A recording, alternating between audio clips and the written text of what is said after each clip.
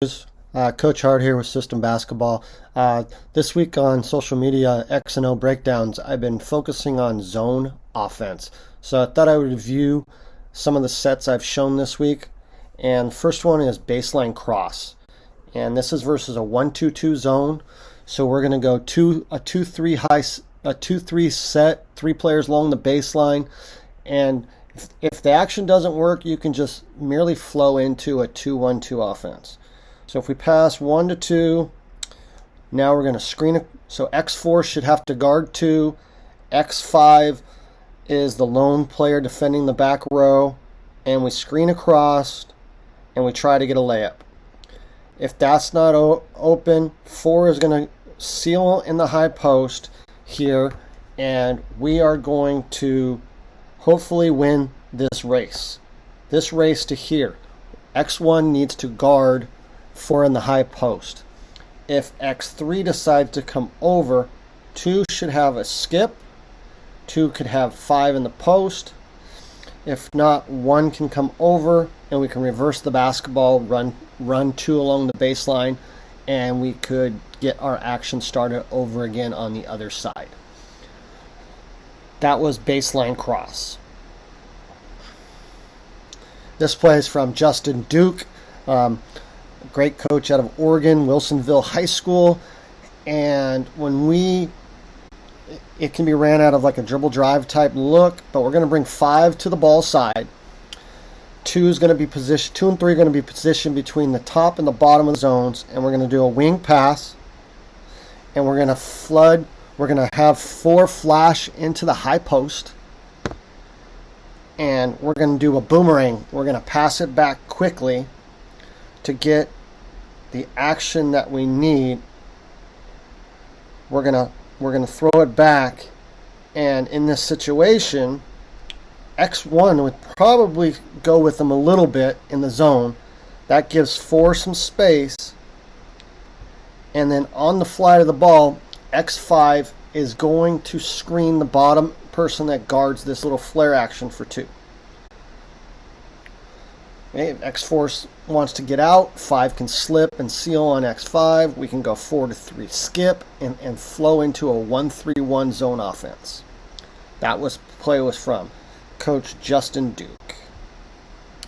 This is a play from Kurt Gelsdorf, and a lot of screening action here. Again, out of a 2-3 alignment. So it could be a nice little dribble drive flowing in transition. We go 1 to 5. And now the 1 is going to screen down on the bottom defender and pop his way back out. 2 curls this, and we're going to get the ball to 5. So on the fly to the ball, 2 should be screening the center, and 4 should be coming into the zone area, into the soft part of the zone, to get a nice little mid-range jump shot versus the zone. The next is from Coach Larinaga. He is now a Miami coach, but learned this when he was at George Mason. This action is really good against the 1-3-1 zone. And we go 1 to 2, and then we pass to 3.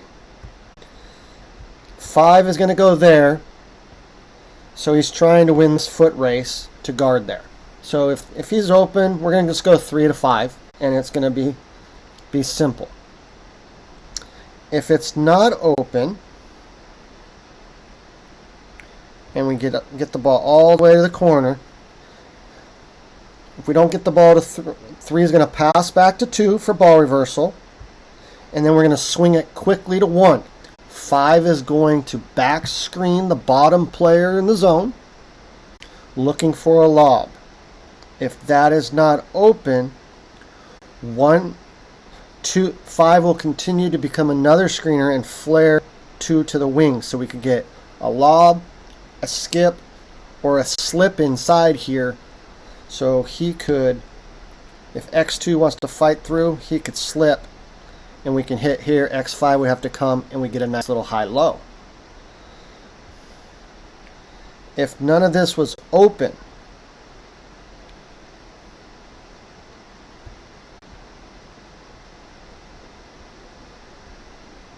So if that was not open, we would play out of it 1 to 4.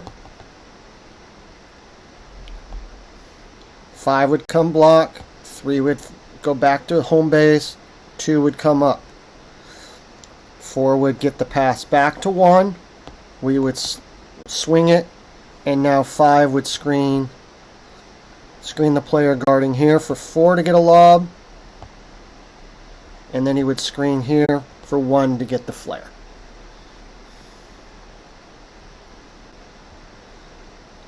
Last play we're going to look at today is an oldie but goodie from John Beeline.